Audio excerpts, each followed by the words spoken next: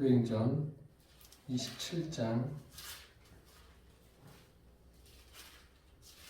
1절에서 26절까지입니다. 1절에서 26절까지. 먼저 1절에서 8절까지 함께 공독하시겠습니다. 우리가 배를 타고 이달리아에 가기로 작정되매 바울과 다른 죄수 몇 사람을 아구스도 대의 백부장 율리오라는 사람에게 맡기니 아시아 해변 각처로 가려 하는 아드리가무떼노 배에 우리가 올라 항해할세. 마게도냐의 데살로니가 사람 아리스다고도 함께 하니라. 이튿날 시돈의 매니 율리오가 바울을 친절히 대하여 친구들에게 가서 대접받기를 허락하더니 또 거기서 우리가 떠나가다가 구브로 해안을 의지하고 항해하여 길리기아와 밤빌리아 바다를 건너 루기아의 무라시에 이르러 거기서 백부장이 이달리아로 가려 하는 알렉산드리아 배를 만나 우리를 오르게 하니 배가 거리가 여러 날 만에 간신히 니도 맞은편에 이르러 풍세가 더 허락하지 아니하므로 살문의 앞을 지나 그레데 해안을 바람막이로 항해하여 간신히 그 연안을 지나 미안이라는 곳에 이르니 라세아에서 가깝더라. 아멘. 드디어 바울이 로마로 가는 배를 탑니다. 우리가 배를 타고 이달리아로 가기로 작정되매 이제 바울과 함께 다른 죄수들 또 그 로마로 가야 되는 사람들이 배에 오릅니다. 배에 오르는데 배를 타고 곧바로 직항으로 로마를 간 게 아닙니다. 이곳저곳을 들려서 갑니다. 여기 오늘 본문에 우리가 지금 함께 읽은 내용이 여러 곳을 거쳐서 이제 로마로 가는 그러한 여정을 우리에게 보여주고 있습니다. 그런데 여기 눈에 띄는 한 사람을 또 우리가 보게 됩니다. 아리스다고. 이 사람은 마게도냐의 데살로니가 출신입니다. 그리고 우리가 이미 살펴본 대로 바울이 그 3차 전도여행을 할 때 에베소에서 크게 봉변을 당한 사람 중에 한 사람이에요.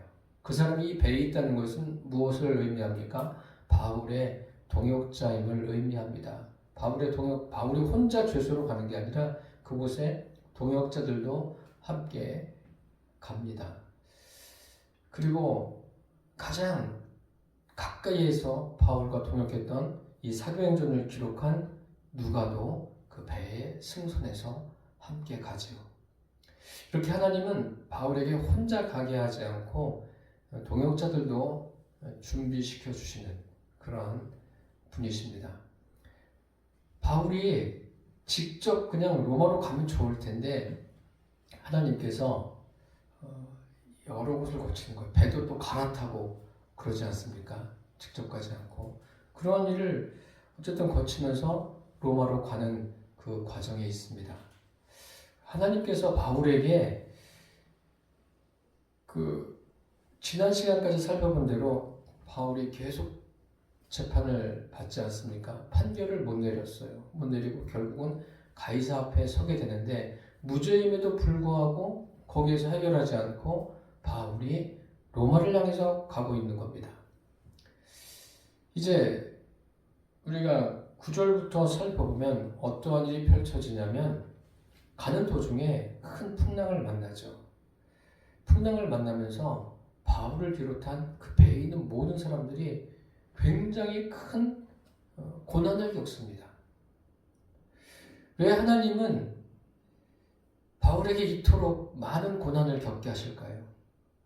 그것도 이제 다 준비된 것 같은데 또 고난을 허락하세요. 참 바울 입장에서도 굉장히 힘들었을 거예요. 사람이니까. 그런데 그 이유가 있어요. 하나님께서 그렇게 겪게 하시는 이유가 있다는 거예요. 어떻게 해서든지 바울을 더 하나님과 친밀하게 하시려는 게 하나님의 계획이라는 거예요. 우리가 그 계획 속으로 하나님이 어떤 계획을 가지고 계신지를 한번 살펴보겠습니다. 그럼 9절부터 26절까지 우리 함께 공독하시겠습니다. 여러 날이 걸려 금식하는 절기가 이미 지났으므로 항해하기가 위태한지라 바울이 그들을 권하여 말하되 여러분이여 내가 보니 이번 항해가 화물과 배만 아니라 우리 생명에도 타격과 많은 손해를 끼치리라 하되 백부장이 선장과 선주의 말을 바울의 말보다 더 믿더라. 그 항구가 겨울을 지내기에 불편함으로 거기서 떠나 아무쪼록 베닉스에 가서 겨울을 지내자 하는 자가 더 많으니 베닉스는 그레데 항구라. 한쪽은 서남을 한쪽은 서북을 향하였더라.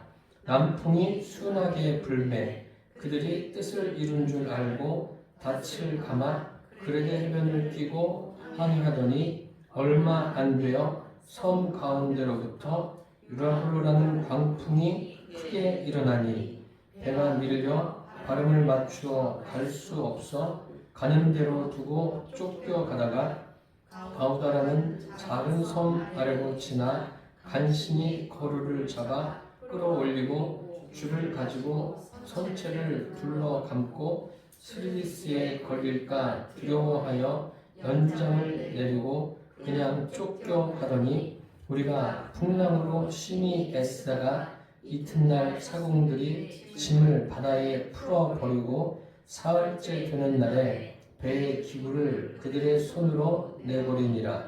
여러 날 동안 해도 별도 보이지 아니하고 큰 풍랑이 그대로 있음에 구원의 여망이 없어졌더라. 여러 사람이 오래 먹지 못하였음에 바울이 가운데 서서 말하되 여러분이여 내 말을 듣고 그레데에서 떠나지 아니하여 이 타격과 손상을 면하였더라면 좋을 뻔하였느니라. 내가 너희를 권하노니 이제는 안심하라. 너희 중 아무도 생명에는 아무런 손상이 없겠고 오직 백분이리라. 내가 속한 바 곧 내가 섬기는 하나님의 사자가 어젯밤에 내 곁에 서서 말하되 바울아 두려워하지 말라. 내가 가이사 앞에 서야 하겠고 또 하나님께서 너와 함께하는 자를 다 내게 주셨다 하였으니 그러므로 여러분이여 안심하라.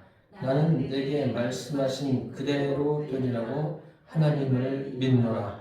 그런즉 우리가 반드시 한 섬에 걸리리라 하더라. 아멘.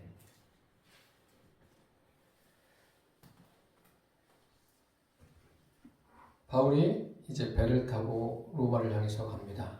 가는데 여러 날 금식하는 절기가 이미 지났다라고 했습니다. 이 금식하는 절기는 유대인들에게 대속죄일입니다.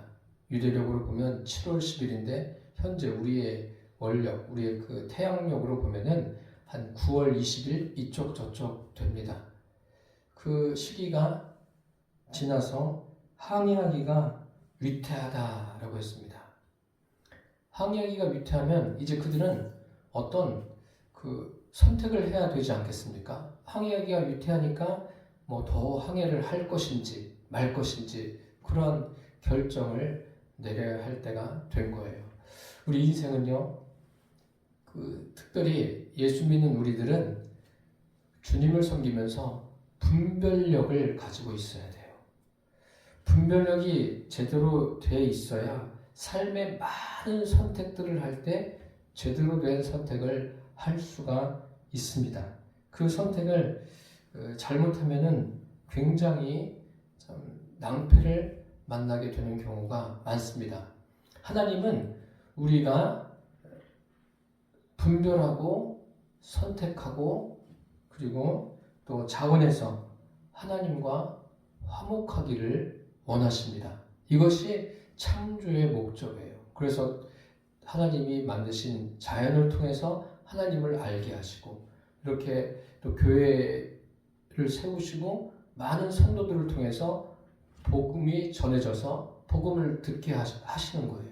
그래서 사람들이 분별하고 선택하고 자원해서 하나님을 섬기도록 하나님이 그것을 원하시는 겁니다. 분별을 잘못하면 참 큰 낭패를 보는 것을 오늘 우리가 읽은 이 본문에서도 알 수 있습니다.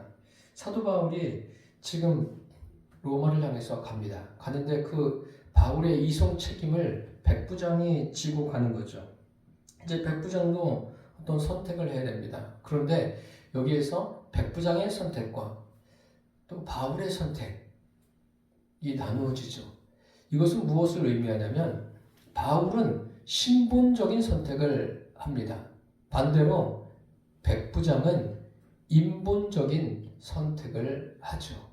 인본적인 선택의 결과는 어떻습니까? 그것은 인본에 관계된 결과를 낳는 거예요. 그렇지만 신분을 선택한 결과는 하나님께서 합력해서 선을 이루어 주는 것을 보게 됩니다. 오늘 본문이 그런 거고 성경이 그것을 우리에게 말씀하고 있습니다. 갈라디아서에 보면 육체의 소욕은 성령을 거스리고 성령의 소욕은 육체를 거스린다. 만일 성령이 없는 사람이라면 별 걱정 안 해도 돼요. 그런데 성령이 계신 분들은 어떻습니까? 육체적인 것과 날마다 이제 싸우면서 그것을 어떻게 하면 성령의 원하심을 따라갈까? 그것을 분별해서 가는 거죠. 그런 사람이 바로 그리스도인입니다. 물론 그 갈등은 있겠죠. 성령님이 계시니까. 내가 또 우리가 육신을 입고 있지 않습니까? 그렇기 때문에 인본과 신본 이 사이에서는 갈등이 있는 게 당연합니다. 그래서 갈라디아서에서는 아예 정확하게 우리에게 말씀하고 있어요. 성령을 쫓아 행하라. 그래서 저와 여러분이 성령이 말씀하시는 것 그리고 주님의 이 말씀 하나님의 말씀을 항상 귀를 기울이며 살게 되시기를 바랍니다. 그래서 오늘 이 본문을 간략하게 살펴볼 텐데 신본과 인본 어떤 것을 선택하느냐 그리고 신본을 선택했을 때 어떤 결과를 얻고 인본을 선택했을 때 어떤 결과를 얻는지 그게 자세하게 기록되어 있습니다. 이제 그들이 배를 타고 로마를 향해서 갑니다. 가는데 바울이 먼저 말을 합니다. 10절에 보니까 여러분이요 내가 보니 이제 항해에 대해서 이야기하는 거예요. 이번 항해가 화물과 배만 아니라 우리 생명에도 타격과 많은 손해를 끼치리라. 바울이 항해에 대해서 이야기를 합니다. 바울이 지금 신분이 어떻게 됩니까? 죄수예요. 그리고 백부장이 지금 바울에게 친절하게 하더라도 또 로마 사람이라 하더라도 죄수의 몸으로 로마를 향해서 가고 있는 겁니다. 죄수가 지금 그런 이야기를 하는 거예요. 이번 이 항해를 보니까 굉장히 위태위태합니다. 위험합니다. 여기 보세요. 보는 대로 화물과 배뿐만 아니라 우리의 뭐라 그래요? 생명에도 타격과 많은 손해가 있을 것입니다. 그런데 이 바울이 하는 말을 사람들이 귀담아 들었을까요? 듣기야 듣죠. 말하니까 들리는 거 아니에요? 지금 이건 구체적으로 바울이 지금 이번에 항해하는 것에 대해서 예언하고 있는 것 아닙니까? 그런데 이렇게 예언하는데 사람들이 듣지를 않습니다. 이게 무엇과 마찬가지냐면 예수님께서 그 마지막 잡시던 밤에 제자들에게 그런 말씀하시죠. 오늘 밤 너희가 다 나를 버리리라. 그러니까 제자들이 그 말을 수용합니까? 안 듣죠. 예수님은 예언의 말씀을 하시는 거예요. 이제 어떤 일이 일어날 것인가에 대해서 말씀하십니다. 그러니까 베드로가 더 강력하게 이야기하지 않습니까? 자기는 절대로 다른 제자들은 그런 일이 있을지라도 저는 걱정하지 마십시오. 그런데 예수님께서 베드로에게 뭐라고 말씀하십니까? 오늘 밤 닭이 2번 울기 전에 네가 3번 나를 부인하리라. 예수님께서 예언의 말씀을 하신 거예요. 근데 제자들이 듣습니까? 안 듣잖아요. 지금 그런 것과 마찬가지예요. 무슨 말씀인지 이해가 되십니까? 바울이 이번 항해하는 것 이거 지금 신중하게 생각해야 됩니다. 큰 타격과 손상이 배에도 있고 여러분의 생명에도 있을 겁니다. 그럼 좀 생각해 봐야죠. 그런데 듣질 않습니다. 바울이 뭐 전문가도 아니죠. 물론 바울이 그 지역을 그 전도 여행을 하면서 다녀보긴 했어요. 다녀보긴 했지만 무슨 항해에 대해서 계속 그것을 업으로 삼고 하는 사람은 아니잖아요. 그 사람들이 듣지를 않습니다. 참 안타까운 거죠. 그런데 이것이 바울의 생각이겠습니까? 바울의 생각이 아니라 바울이 그 하나님께서 자기에게 주시는 것을 그들에게 전달했을 뿐이에요. 그런데 이제 선택은 그들이 해야 되죠. 그런데 그들은 어떻게 하는지 오늘 보십시오. 11절을 보니까 백부장이 바울에게 친절하게 했는데 백부장이 선장과 선주의 말을 바울의 말보다 더 믿더라. 백부장이 바울을 책임진 사람 아닙니까? 로마까지 함께 가야 될 사람이에요. 이 사람은 선장과 선주, 배의 주인과 이 배를 움직이는 이 선장의 말을 바울의 말보다 더 믿는 거예요. 그렇죠. 이 사람들은 어떤 사람입니까? 전문가 아니에요. 바울에 비해서는 훨씬 전문가죠. 그러니까 이들의 말이 당연히 옳게 보이죠.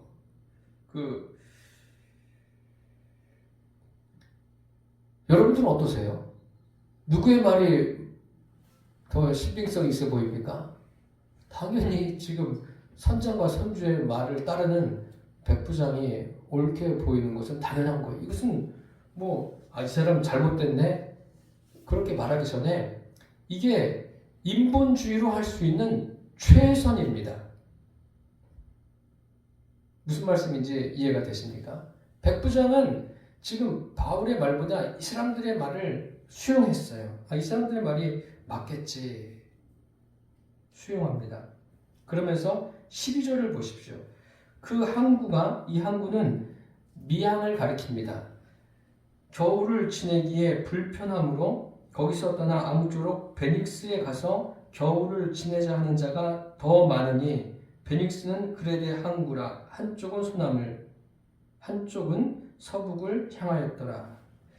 이 그레데 지역에 미항도 있고 베닉스도 있어요. 미항은 아름다운 항구라는 이름을 가진 것처럼 아름답지만 작아요. 그러니까 그 사람들이 겨울을 지내기에 불편한 거죠. 그러니까 이왕이면 조금 넓은 곳에 가서 겨울을 지내는 게 좋겠다. 더 많은 사람이 그런 생각을 가지고 있습니다. 그러니까 배가 지금 항해를 해야 돼요? 멈춰야 돼요? 해야 되죠. 안 했다가는 여기서 소요가 일어날 수도 있는 것 아닙니까? 그래서 가는 거예요. 선택을 하고 가는 거예요. 갈 수밖에 없는 상황이 된 겁니다. 그런데 이런 선택들이 이 사람들은 그 당시에 우리가 선택을 잘했어. 그렇게 말할 수 있죠. 마치 누구처럼 그런 겁니까? 아브라함과 롯이 그들의 목자들이 다툴 때 우리 서로 갈라지자. 그게 좋겠다. 더 다투지 말고. 그러니까 롯이 그 소돔 땅을 보면서 굉장히 아름다워 보이는 거예요. 비옥하고 물도 넉넉하고 먼저 선택하라니까 자기가 그쪽을 선택한 거예요. 좋아 보이니까. 실제로 좋은 곳이죠. 그런데 거기 선택했다가 롯이 어떻게 됐습니까? 망했어요. 그게 인본주의의 그 결말입니다. 오늘 본문도 이것과 다를 바가 없습니다. 지금 많은 사람들이 베닉스에 가기를 원하는 거예요. 그래서 출발합니다. 출발하는데 그 출발할 때 그 상황이 어떻습니까? 13절에 자세하게 기록되어 있죠. 남풍이 순하게 불매 그들이 뜻을 이룬 줄 알고 닻을 감아 그레데 해변을 끼고 항해하더니 남풍이 순하게 불었다. 상상이 가십니까? 햇빛이 내려쬐면서 바다에 막 그 시적인 표현들을 하지 않습니까? 바다를 보면서 반짝반짝거리는 것을 보고 햇볕이 부서진다. 햇볕이 부서지긴 뭘 부서져요. 그렇게 이제 아름다운 거예요. 그리고 배는 바람을 타서 순풍을 타고 가고 있는 겁니다. 잘 가고 있어요. 그러니까 가면서 사람들이 무슨 생각했겠어요? 바울이 한 말을 생각하지 않았겠습니까? 야, 바울의 말을 듣지 않기를 잘했다. 듣고서 거기 있었으면은 괜히 큰 낭패를 볼 뻔했다. 그런 것 아닙니까? 뭐 제가 지금 부드럽게 표현해서 그렇지 사람들이 바울에 대해서 얼마나 욕을 했겠습니까? 잘 가고 있는 거예요. 아주 출발이 좋습니다. 그런데 끝까지 좋았으면 좋았는데 어떻게 됩니까? 14절에 보니까 남풍이 순하게 불어서 잘 가는데 14절에 얼마 안 돼요. 섬 가운데로부터 유라굴로라는 광풍이 크게 일어났습니다. 생각지도 못한 일이 일어난 거예요. 갑작스럽게 남풍이 순하게 부는데 그 순하게 부는 그 상황에서 무슨 이 풍랑이 일어나리라고 생각이나 했겠습니까? 오늘도 낮에 햇볕이 좋았지 않았습니까? 그런데 그 햇볕이 막 좋다가 갑자기 그냥 태풍이 휘몰아치고 비가 내리고 그런다고 생각해 보십시오. 얼마나 놀라겠어요. 그런데 이건 바다에서 이런 일이 있으면은 놀라는 정도가 아니라 생명의 위협을 받지 않겠습니까? 지금 난리가 난 거예요. 얼마 안 돼요. 얼마 안 된 거예요. 자기들이 결정해서 이 사람들은 즐겁게 떠나는 거예요. 야, 잘 됐다. 날이 참 좋네. 그 즐거움을 가지고 떠났는데 갑자기 풍랑이 일어난 거예요. 사람들이 추구하는 그 즐거움, 그런 것은 그렇게 길지 않습니다.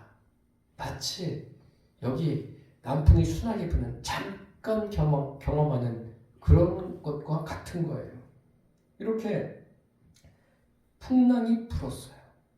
유라굴로라는 풍랑이 확 일어납니다. 이게 뭐예요? 바울이 처음에 이야기하지 않았습니까? 이번 항해는 뭐라고 그래요? 화물과 배만 아니라 우리의 생명에도 타격과 손해가 있을 것입니다. 이미 말씀했잖아요. 사도 바울이 하나님의 말씀을 하나님께서 주신 것을 말씀했어요. 그 말씀이 그들이 눈에 보여지게 현상으로 나타난 거예요. 현실로 나타난 게 뭐예요? 유라굴로 광풍입니다. 말씀 그대로 이루어진 거예요. 바울이 선포한 대로 이루어진 거예요. 하나님의 말씀이 이루어지고 있는 거예요. 14절이 그런 거 아닙니까? 하나님이 말씀을 통해서 경고하시는 거 아닙니까? 그래서 저와 여러분들이 바울의 말대로 이 사람들이 떠나지 않고 미양에 머물렀으면 불편하겠죠. 거기도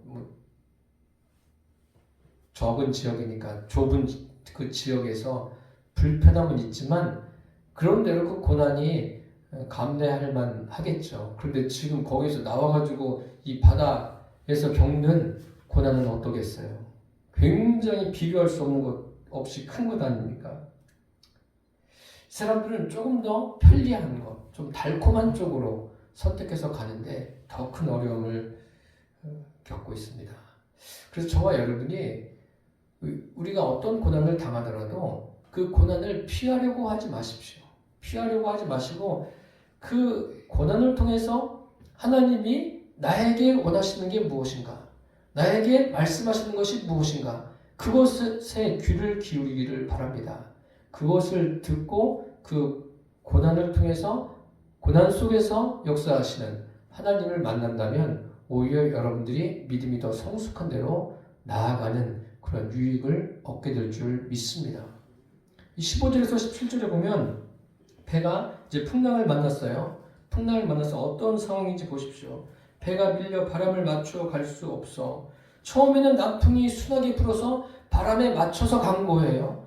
가다가 이제는 어떻게 된 거예요? 풍랑이 일어나니까 뭐 맞출 수가 없는 거예요. 뭐 선장이 아무리 그 배를 모는 기술이 뛰어나다 하더라도 할 수가 없어요. 이것은 뭐 지금 과학을 다 동원해도 이런 풍랑을 어떻게 거슬러서 갈 수가 있겠습니까?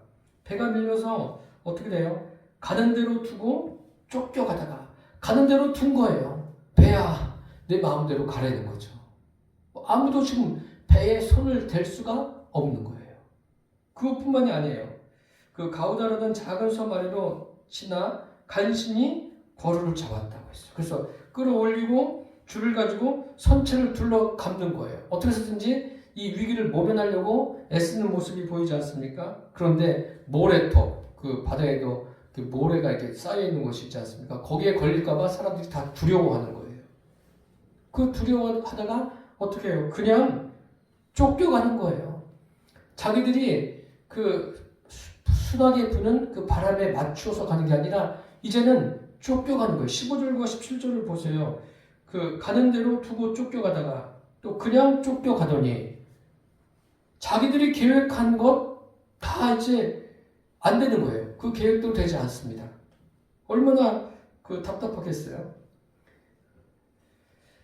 이 사람들이 하나님께서 이것을 통해서 무엇을 깨닫기를 원하십니까? 하나님은 인생이 겪는 여러 가지 고난을 통해서 인간의 한계를 깨닫기를 원하시는 거예요. 그래서 지금 이 풍랑을 보내셨어요. 보내시면서 하나님이 그들에게 원하시는 건 뭐예요? 너희들 다 손들고 항복하라는 거죠. 손들고 항복하라는 거예요. 하나님 앞에 손들고 오라는 거예요. 여기 보십시오. 전문가가 백부장에게 이야기해서 이제 항해해도 좋습니다. 내 경험으로 보면 지금 항해하기에 최적입니다. 가셔도 좋습니다. 우리 함께 가십시오. 백부장이 맞습니다. 당신 말이 맞네요. 선장과 선주 얼마나 경험이 풍부해요. 전문가이고 그들의 말을 듣고 떠나서 갔는데 결국은 어떤 일이 발생한 겁니까? 헛수고만 한 거 아니에요, 이 사람들이. 참 살려고 애씁니다. 얼마나 애쓰는지 그 18절과 19절 보십시오. 우리가 풍랑으로 심히 애쓰다가 아주 있는 힘을 다한 거에 살려고 굉장히 애썼겠죠. 당연하죠. 그런 풍랑을 만나면 어떻게든지 살려고 애쓰는 게 그 사람의 본성 아닙니까? 이튿날 사공들이 집을 바다에 버립니다. 그리고 사흘째 되는 날 어떻게 합니까? 배의 기구를 그들의 손으로 내버립니다. 쫓겨가기만 하는 상황이에요. 이 쫓겨가기만 하다가 이제는 뭐예요? 견딜 수가 없으니까 하나둘 버리는 거예요. 이제는 배에서 꼭 필요한 그런 기구들까지도 어떻게 해요? 다 버리는 거예요. 적극적으로 포기합니다. 처음에는 어떻게 해보려고 안간힘을 쓰다가 안 되니까 이제는 적극적으로 다 버려요. 다 포기합니다. 아주 고난을 지금 깊이 당하고 있는 거예요. 이들의 그 심정이 어땠을까요? 다 버리게 되죠. 처음엔 다 붙들고 있었는데 이제 하루 이틀 사흘째 되니까 다 버렸습니다. 완전히 포기한 거예요. 완전히. 이제 얼마나 포기했냐면요. 20절에 보세요. 여러 날 동안 해도 별도 보이지 아니하고 큰 풍랑이 그대로 있음에 구원의 여망마저 없어졌더라. 이제 죽었구나. 이제 끝이구나. 끝까지 간 거예요. 고난의 그 완전한 밑바닥, 그 끝까지 간 거예요. 이제는 끝이구나. 우리는. 왜요? 이게 낮인지 밤인지 알 수가 없는 거예요.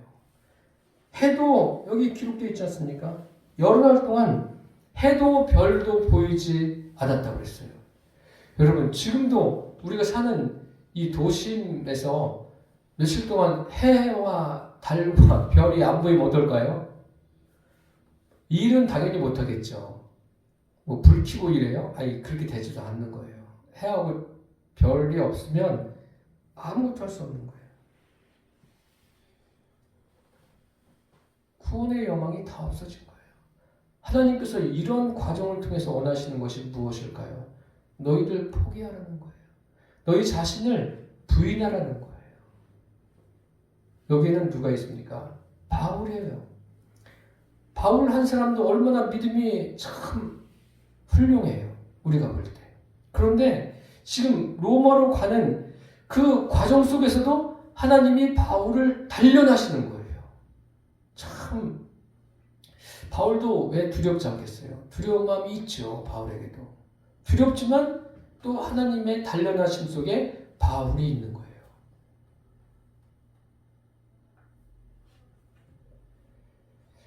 그 욥이 그런 말 하지 않습니까? 나의 가는 길을 그가 아시나니 그가 나를 단련하신 후에는 내가 정금같이 나오리라. 그 단련되어질 때 무엇이 단련되어지는 거예요? 마음이 막 강해지고 그러는 것이 아니라 하나님 앞에 손드는 거예요. 하나님 앞에 엎드리는 거예요. 지금 완전히 포기하게 되는 거예요. 여기 구원의 여망이 다 없어졌다고 말하고 있지 않습니까? 이 바울을 통해서, 바울 한 사람을 통해서 다 같이 겪는 거예요. 다 같이. 배에 있는 사람들이 다 겪는 거예요. 참 하나님이 하시는 일이 귀하지 않습니까? 그래서 21절에 보면 드디어 그런 상황에 구원의 여망이 다 없어졌어요.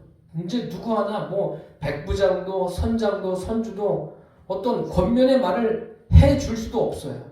뭐 위로의 말도 해줄 수도 없어요.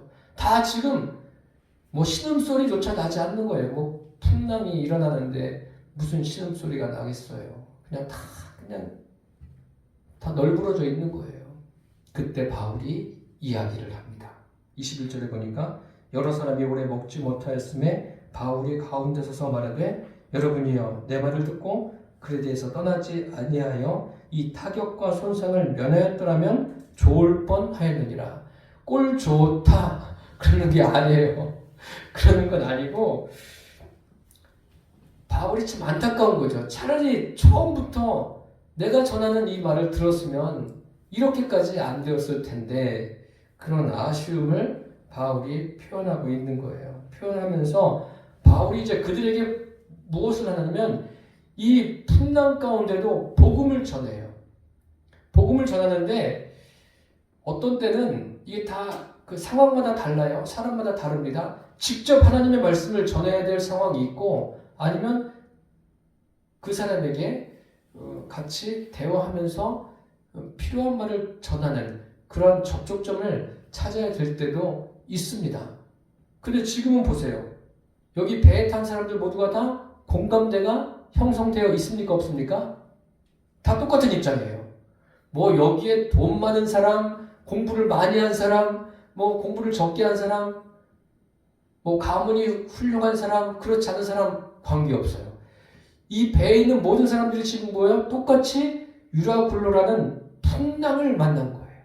똑같은 것을 겪고 있는 거예요. 여기서 그런 것은 다 소용없어요. 이런 사람들에게 바울도 겪지 않습니까? 자기가 겪으면서 함께 공감할 수 있는 그 자리에서 바울이 복음을 전해요.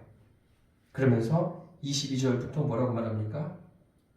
내가 너희를 권하노니 이제는 안심하라. 구원의 여망이 없어진 사람들에게 뭐라고 말합니까? 안심하라. 그런데 안심하라 하고 끝난 게 아니라 안심해야 되는 이유를 바울이 이야기하고 있죠. 너희 중 아무도 생명에는 아무런 손상이 없겠고 오직 이 백분이리라. 생명은 건진다는 거예요. 구원의 여망이 다 없어진 사람들에게 너희들 생명은 살 수 있다. 그러니 참 얼마나 이 말이 그 사람들에게 소망이 됐겠습니까? 물론 그 말을 배척하는 사람도 있을 수도 있겠죠.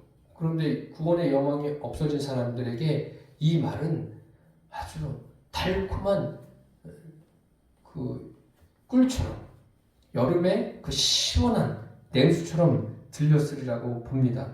그러면서 계속해서 말합니다. 내가 속한 바 곧 내가 섬기는 하나님의 사자가 어젯밤에 내 곁에 서서 말하되 바울아 두려워하지 말라. 내가 가이사 앞에 서야 하겠고 또 하나님께서 너와 함께 항의하는 자를 다 내게 주셨다 하였으니 그러므로 여러분이여 안심하라.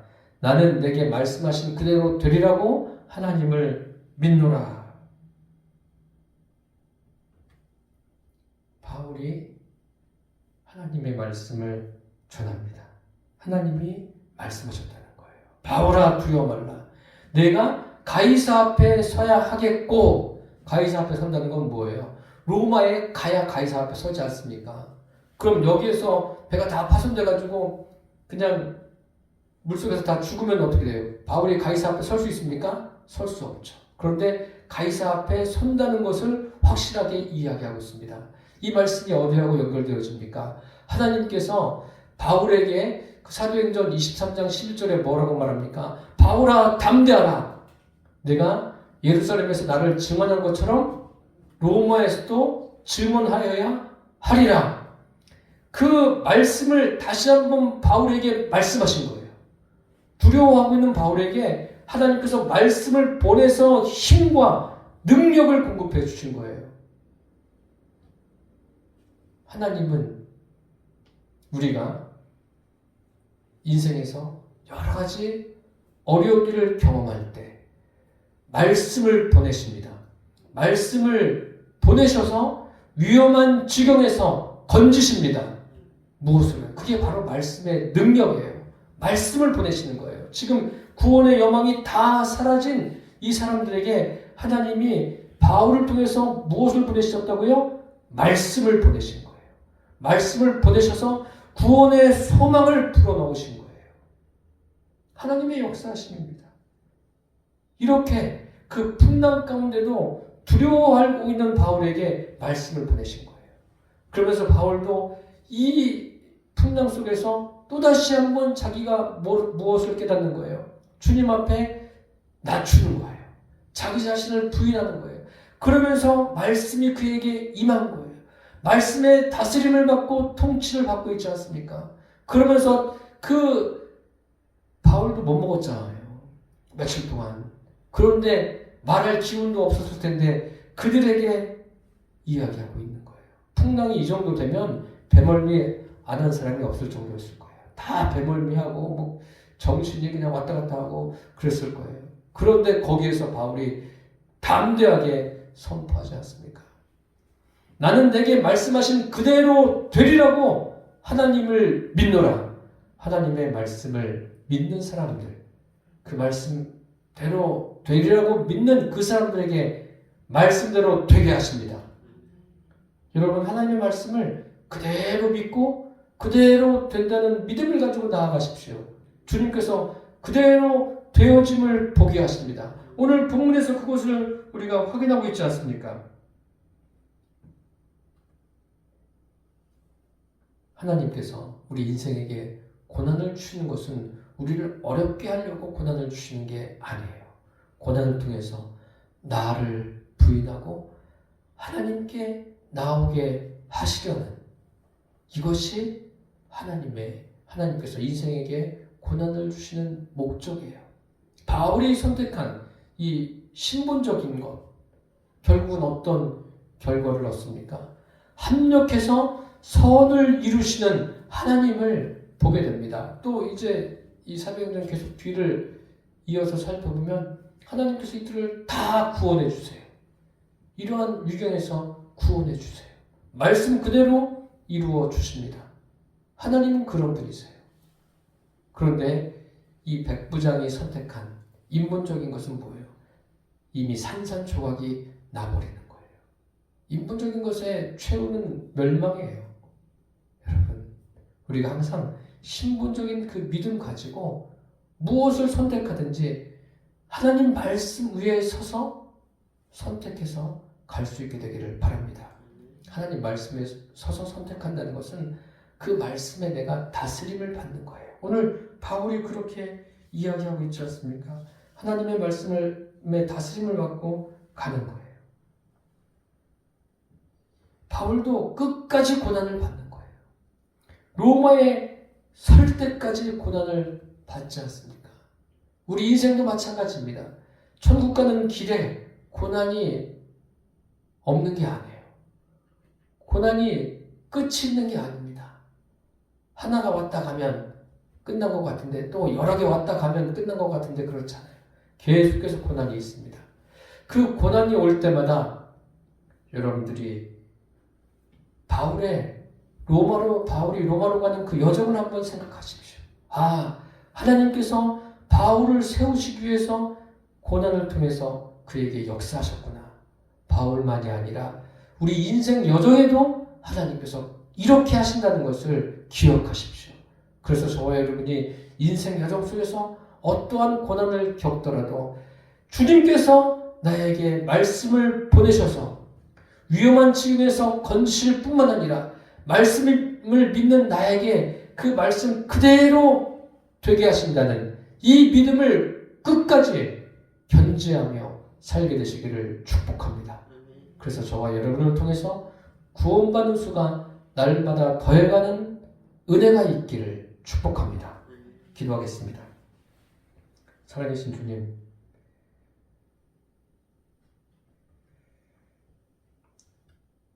사도 바울이 주님 안에서 이제 로마를 향해서 가는데 참 많은 고난을 겪는 것을 봅니다. 오늘도 유라굴로라는 광풍을 통해서 고난을 겪을 때 바울이 그곳에서 말씀하시던 주님을 만나고 더 믿음이 성숙한 대로 나아간 것을 보았습니다. 우리 성도들 모두가 다 믿음이 그리스도의 장성한 분량에까지 자라게 하여 주옵소서. 예수님의 이름으로 기도드립니다. 아멘.